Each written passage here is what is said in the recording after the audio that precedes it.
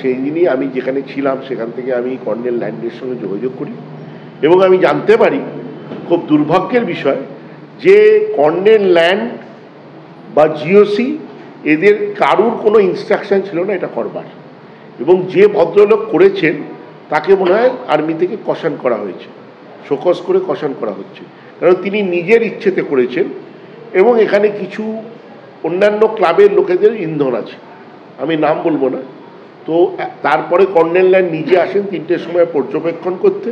এবং তারপরে উনি আমাকে ফোন করে অ্যাপোলজি চান যা ঘটনা ঘটেছে তার জন্যে,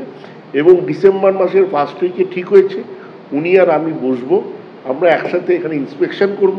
কোথায় কি আরও করতে হবে, আমাদের যে বক্তব্যগুলো আছে সেগুলো উনি দেখবেন, এবং উনি 3 লিখিতভাবে আমাকে হোয়াটসঅ্যাপে অ্যাপোলোজাইজ করেছেন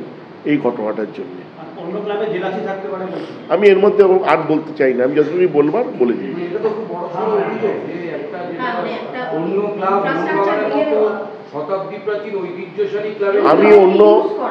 আমি এটা আমি নাম করে বলতে পারি, এর মধ্যে ইস্ট বেঙ্গল বা মোহামেডানের কোনো ছিল না, আমি নাম করে বলে দিচ্ছি, আপনারা ওই দিকে টেনে নিয়ে যদি যান তার জন্য আমি বলে দিচ্ছি, ইস্ট বেঙ্গল বা মোহামেডানের কোনো ভূমিকা নেই।